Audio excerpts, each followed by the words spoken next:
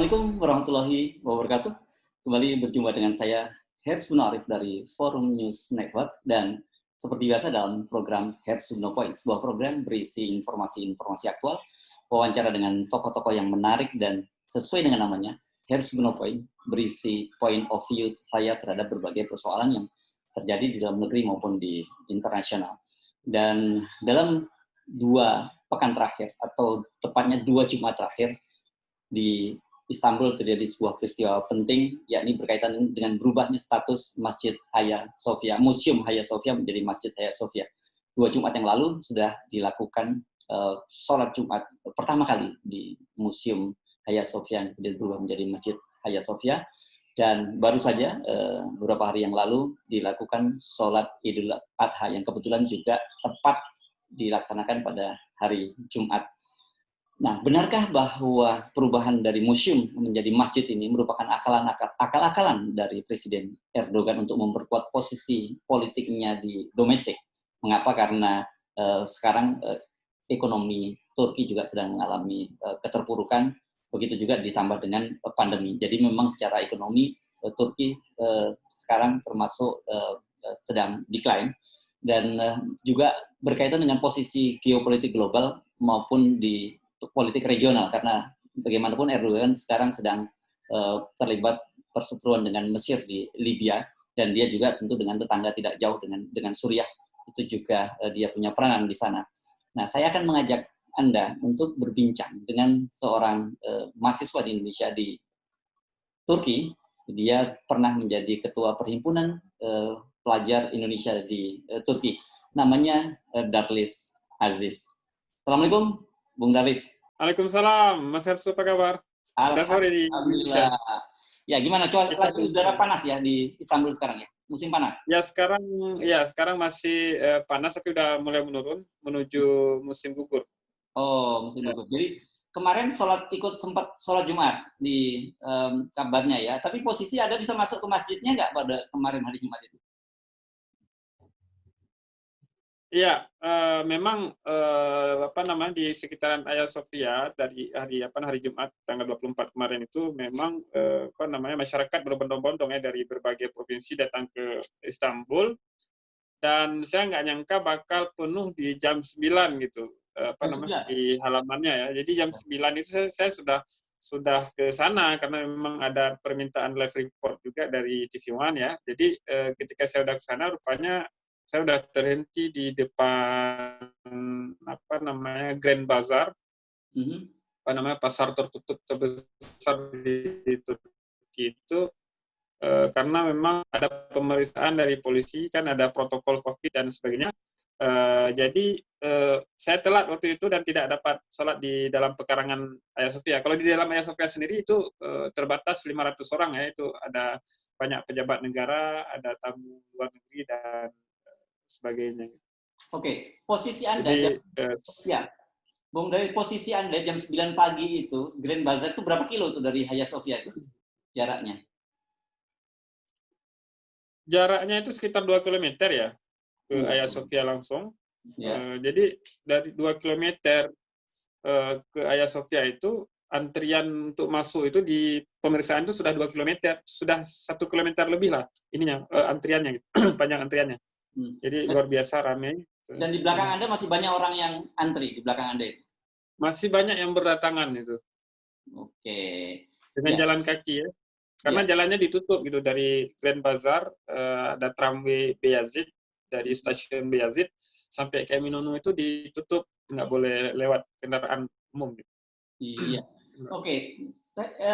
Kita mungkin perlu dapat gambaran sebenarnya. Kan sebenarnya Turki itu kalau kita gampangnya mirip-mirip Indonesia gitu ya. Walaupun negara Islam kan, tapi banyak artinya tidak semua komunitasnya Muslim yang taat, apalagi sekularisasi kan cukup lama di Turki. Nah, bagaimana Anda menggambarkan kebatinan masyarakat Turki secara keseluruhan nih, bukan hanya umat Islam yang saya menyambut sholat Jumat di Hagia Sophia ini?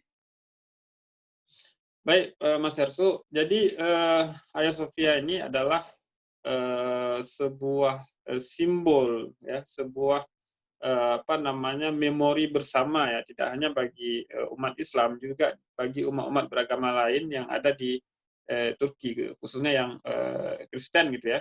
Karena kan Hagia Sophia ini kan merupakan pusat katedral atau pusat gereja ortodoks ya di abad dari abad ke-5 sampai dengan agak abad ke-16 gitu, tahun 14 abad ke-15 sampai 1453 gitu ya. Ya. Dan semenjak masa Ottoman itu sudah diubah menjadi masjid dan digunakan sebagai masjid dan telah menjadi simbol baru ya. Jadi simbol baru ini ya dengan tetap tidak merusak gitu. Jadi saya lebih sepakat melihat Hagia Sophia ini adalah dari sesuai dengan namanya hikmah tertinggi gitu ya. Jadi itu memang seperti penyatuan semangat spiritualitas ya dari agama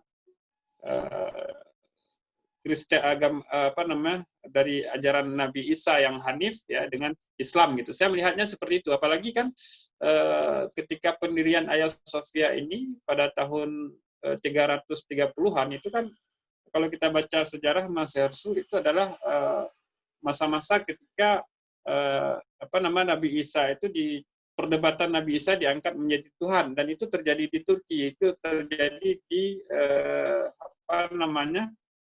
sekarang namanya adalah Iznik ya. Iznik itu dikenal juga dengan dekrit Konstantinopel ya, yang dilakukan di Nikea. Ya, ini mungkin agak lari, tapi saya sedikit mengambil gitu sejarah ruh pembangunan Hagia Sophia itu sendiri gitu. Jadi sebenarnya Anda jadi dia itu adalah tempat ibadah. Jadi ini ya. Bukan mood. Jadi ini mood publiknya bukan hanya milik umat Islam dalam artian kelompok-kelompok Islamis gitu di sana, tetapi sebenarnya kelompok-kelompok yang kita sebut sebagai nasionalisnya Turki juga punya perasaan yang sama terhadap Hagia Sophia ini. Iya, betul. Karena kan mungkin tadi Mas Hersu menyampaikan bahwa struktur sosial masyarakat itu tidak jauh dengan Indonesia atau mirip-mirip dengan Indonesia. Kalau saya melihat malah agak berbeda gitu. Walaupun dari segi tradisi mungkin agak sama, tapi dari segi millet atau bangsa itu mereka sangat-sangat ini sekali. Mereka kan tidak terlalu kosmopolit ya.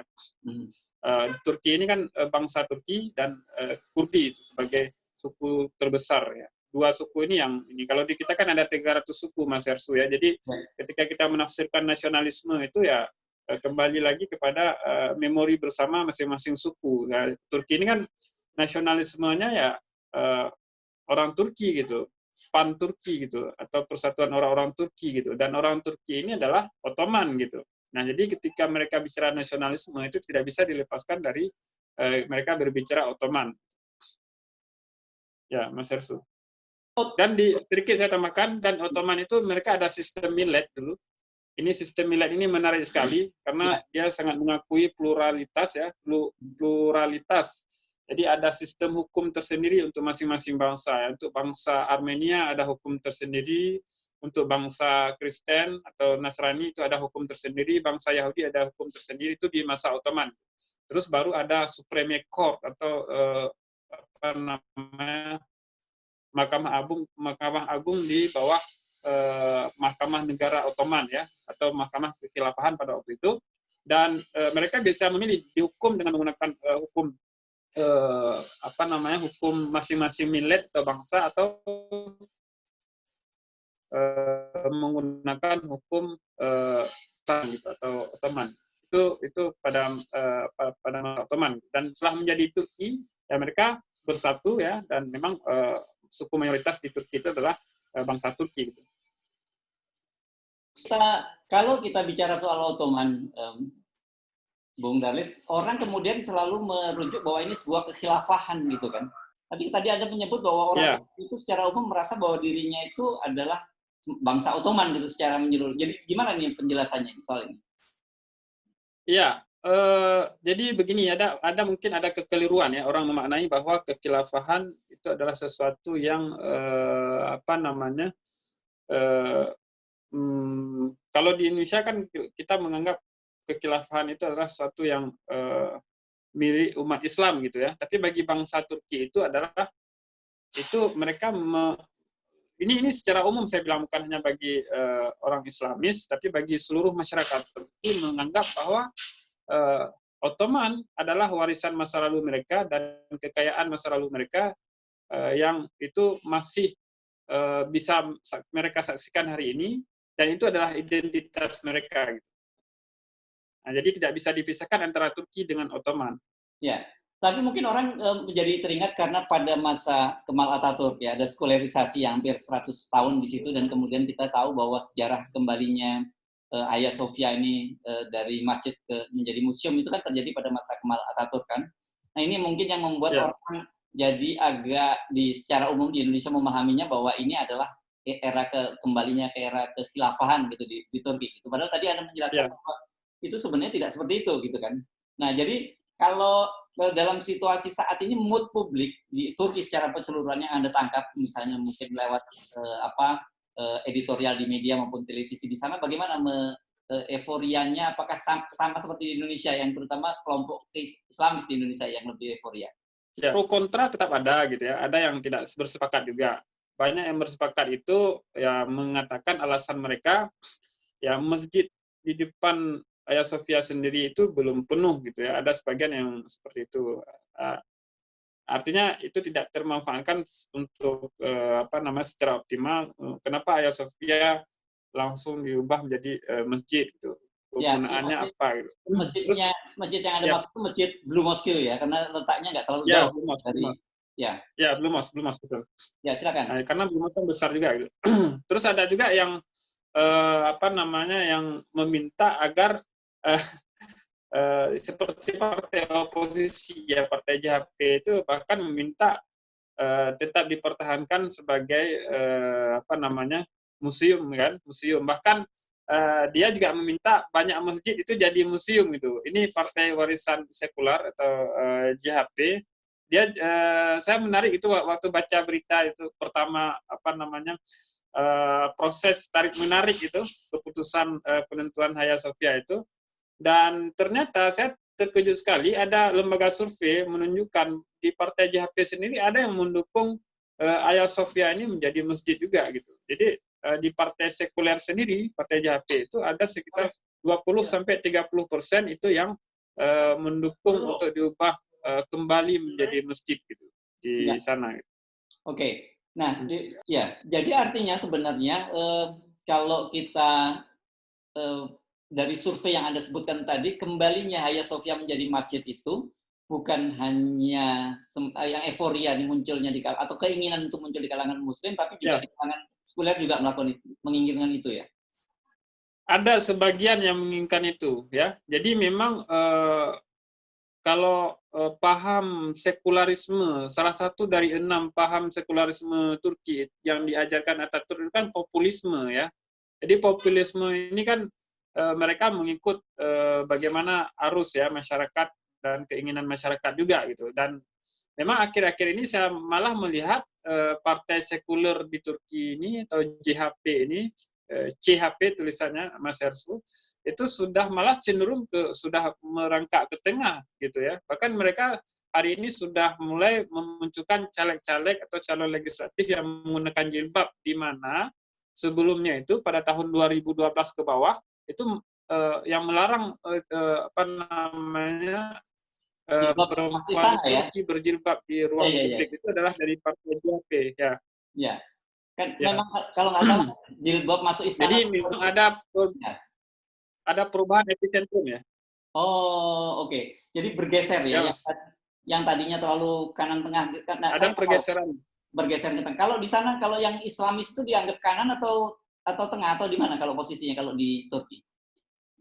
Ya, Islamis kanan, nasionalis tengah, sekularis kiri gitu. Itu kira-kira seperti itu. Dan ketiga ini diwakili oleh 3 partai besar ya. Kalau sekarang itu AKP, kalau sebelumnya ada Refah ya, Refah itu di kanan, ada MHP atau Milih Harekat Partisi itu Partai Nasionalis, sekarang udah pecah juga, itu di tengah, ada JHP di kiri gitu. Nah sekarang ini adalah pemerintah koalisi antara Partai Nasionalis dengan Partai Liberal gitu ya. Jadi AKP ini mereka tidak membahasakan atau tidak menggunakan nama platform mereka itu sebagai Islamis, tapi sebagai konservatif liberal. Gitu. Oh, ya. Jadi AKP ini disebutnya bukan partai Islamis tapi konservatif liberal gitu ya? Ya. Ideologinya konservatif ya. Jadi posisinya di tengah kanan atau di mana posisinya? Tengah. Tengah ke kanan gitu. Tengah ke kanan ya. Nah, yang Anda sebut tadi JHP tadi mulai bergerak dari tengah juga ke kanan juga karena mencalonkan orang yang pakai jilbab. Dari kiri, kan mereka kiri, itu partai kiri, kalau kita bilang solju atau kita bilang kiri di Turki itu ya representasinya ini adalah sekuler gitu bagi orang Turki. Ya. Sekarang mereka karena di sini ada partai komunis juga, tapi partai komunis ini tidak ada suara di sini ya. Ya. Oke. Nah, orang banyak mengkaitkan bahwa di dunia internasional bahkan di Indonesia banyak berpikir bahwa ini sebenarnya semata-mata taktik dari Erdogan untuk mengalihkan isu-isu di dalam negeri dan juga urusannya dengan pemilu berikutnya. Bagaimana sebenarnya yang terjadi di sana? Bisa jadi, saya melihatnya ada arah ke sana, tapi persentasenya mungkin ya 50 ke bawah lah ya, 50 ke bawah. Karena memang sebagaimana diberitakan oleh media di Indonesia, memang Turki hari ini banyak mendapat tekanan dari luar gitu ya, termasuk tekanan ekonomi ya, serangan dari dolar juga sangat kuat sekali terhadap Turki. Tapi saya tidak melihat hanya reaksi yang terlalu adanya, harga-harga masih terjangkau dan gaya hidup masyarakat masih tidak berubah dari sebelum adanya kenaikan dolar ini gitu. Dan memang ini lebih ke isu elit gitu. Sedangkan perubahan status Hagia Sophia ini saya melihatnya ini merupakan seperti menyemangati ya, ada semacam semangat di tengah kegalauan ini, mungkin saya kira. Saya melihatnya lebih ke situ gitu. Selain itu juga ini menunjukkan bangkitnya kekuatan Turki. Jadi Turki hari ini, Mas Hersu, secara militer, kemudian secara ekonomi, secara sosial budaya dan pendidikan itu jauh dari 10 tahun, sejak 8 tahun terakhir ini sudah mulai bangkit ya, dalam artian betul-betul bangkit gitu. Di mana kita melihat industri pertahanan Turki ini 3 dari industri pertahanan di dunia, 10 dari 10 industri pertahanan dunia itu 3 itu adalah punya Turki gitu. Itu yang terbesar, industri pertahanan terbesar di dunia.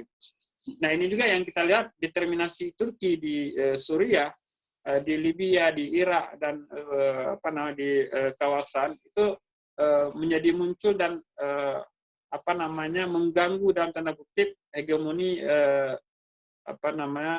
Amerika dan juga Rusia gitu.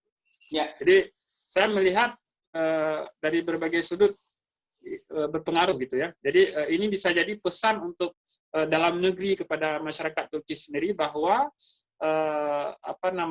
kalau dulu umat Islam itu di bawah tekanan sekularis, hari ini mereka berkuasa gitu. Itu menjadi pesan tersendiri kepada para pengikut dan juga sebagai bangsa Turki secara umum gitu ya, representasi pemilihnya Erdogan. Kemudian juga kepada oposisi ya, yang kedua kepada oposisi bahwa ya oposisi jangan main-main gitu ya, karena hari ini ruang publik itu, isu publik itu sudah dikuasai oleh mereka dan terbukti hari ini itu partai oposisi tidak berani mengeluarkan satu sepatah kata apapun ya untuk membantah atau menolak secara keras, paling sindiran aja itu, ya, tidak berani yang menolak secara keras perubahan status Hagia Sophia ini. Ya. Dan yang ketiga itu secara internasional. Secara internasional ini saya melihat ini pesan jelas yang disampaikan Erdogan dan pemerintah Turki hari ini kepada ya Amerika, kepada Rusia, kepada Israel juga, ya, bahwa Turki hari ini itu tidak sama dengan Turki beberapa tahun sebelumnya gitu. Ya, oke. Kalau tidak salah Ya, kemudian saya membaca juga Erdogan baru saja meresmikan sebuah biara, ya, biara yang cukup tua. Kalau nggak salah begitu ya? Ya. Oke, bisa Anda ceritakan itu soal biara itu? Ada biara di ya. Di mana? Semela, ya. Ya. Ya, bagaimana? Bagaimana posisi biara itu sendiri di sana? Apakah itu memang biara yang cukup penting atau punya nilai historis yang luar biasa? Ya. Ada satu hal yang perlu kita luruskan, ya, berkaitan dengan rumah ibadah di Turki. Jadi Turki ini termasuk salah satu negara dengan rumah ibadah terbanyak di Eropa, termasuk gereja terbanyak di Eropa, ya. Di Turki ini ada lebih 300 saja, ya. Di hari ini ada lebih dari puluhan sinagog itu masih di Ottoman dan terus dirawat oleh pemerintah Turki secara secara legal formal, secara kenegaraan, dan ada anggarannya melalui Kementerian Kebudayaan dan Pariwisata. Jadi sangat sangat bertolak belakang dengan informasi yang disampaikan bahwa Turki ini tidak plural, ya, atau Turki ini terlalu Islamis, ya. Saya rasa tidak. Kenapa Hagia Sophia? Ya, Hagia Sophia ini adalah simbol penaklukan dan itu adalah warisan dari Muhammad Al-Fatih, sekaligus bahwa fungsi Hagia Sophia itu ketika dibangun, dia merupakan tempat ibadah, atau dalam bahasa Turki namanya ma'bed. Ma'bed itu adalah serapan dari bahasa Arab, ma'bud, ya. Dan justru perubahan status dari masjid ke museum, atau dari rumah ibadah ke museum, itu menyalahi tujuan pertama pembangunan Hagia Sophia yang saya sebutkan tadi, Mas Hersu. Ya. Nah, jadi logika yang dimunculkan oleh pemerintah Turki hari ini adalah bahwa pengembalian Hagia Sophia sebagai dari museum sebagai masjid itu, ya, atau kembali kepada rumah ibadah itu adalah sesuai dengan peruntukannya, sesuai dengan tujuan pembangunan awalnya di masa Bizantium sendiri, gitu. Dan ini banyak juga mendapatkan dukungan dari beberapa pendeta-pendeta internasional, tapi tidak banyak media yang mempublikasikan itu. Iya.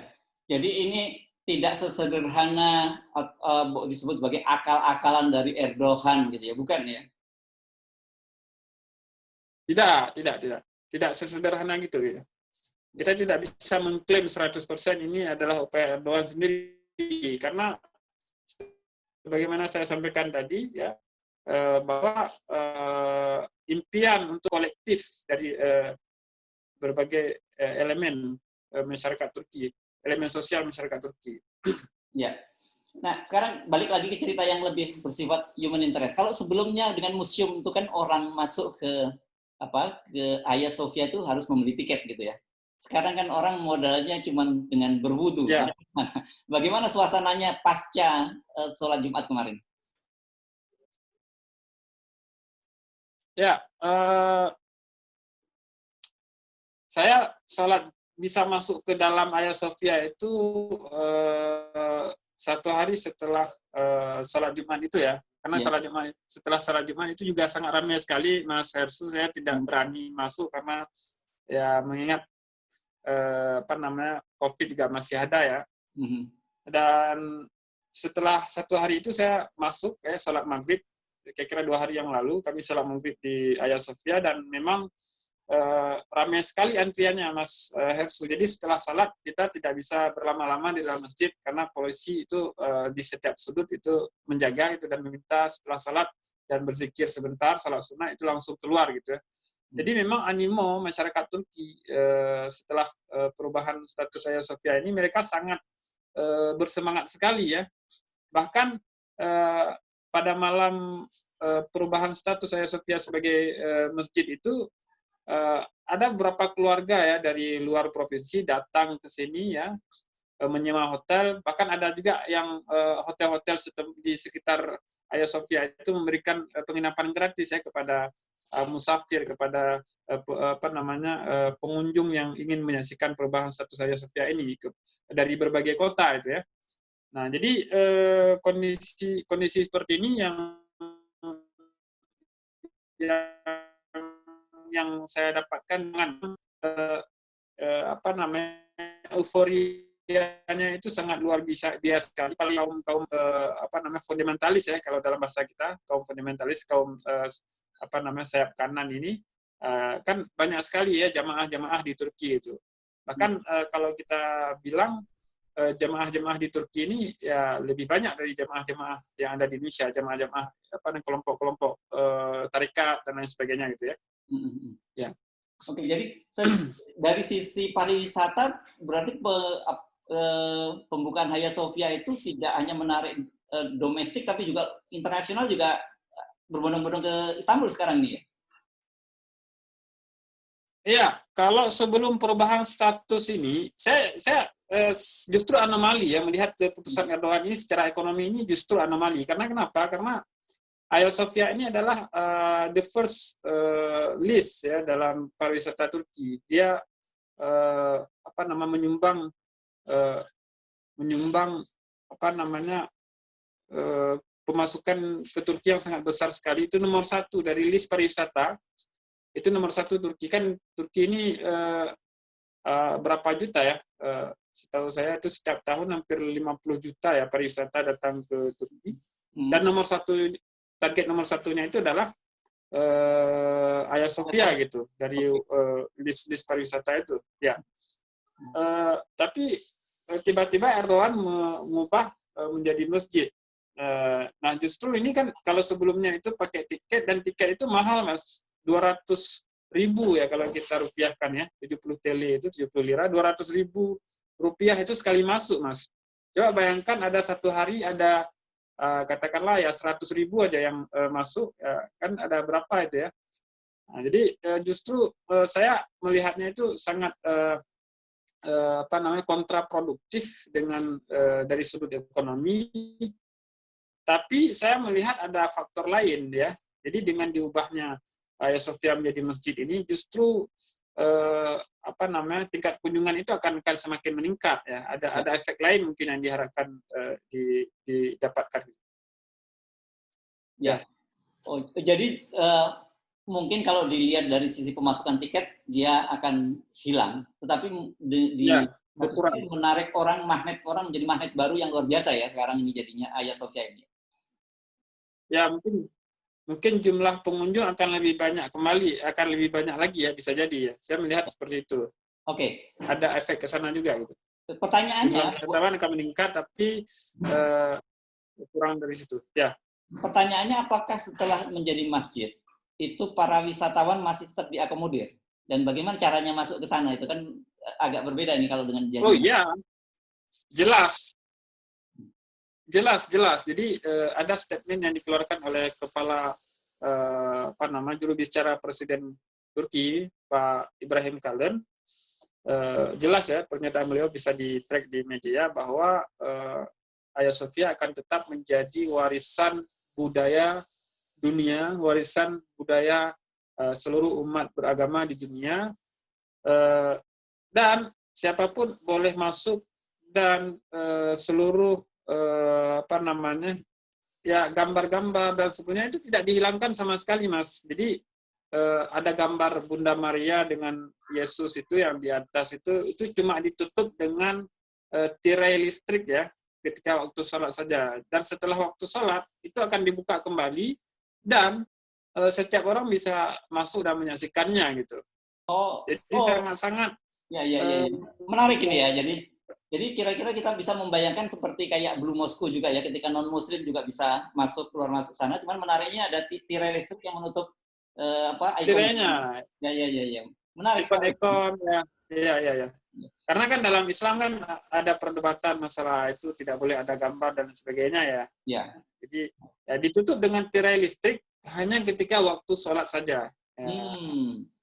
Ya. Jadi saya rasa tidak ada yang perlu diperdebatkan lah ya. Iya. Baik, oke. Ya. Terima kasih ini Bung Darlis Aziz, pelajar Sama-sama, Mas Indonesia di Istanbul. Terima kasih. Assalamualaikum warahmatullahi wabarakatuh. Ya. Waalaikumsalam warahmatullahi wabarakatuh. Assalamualaikum.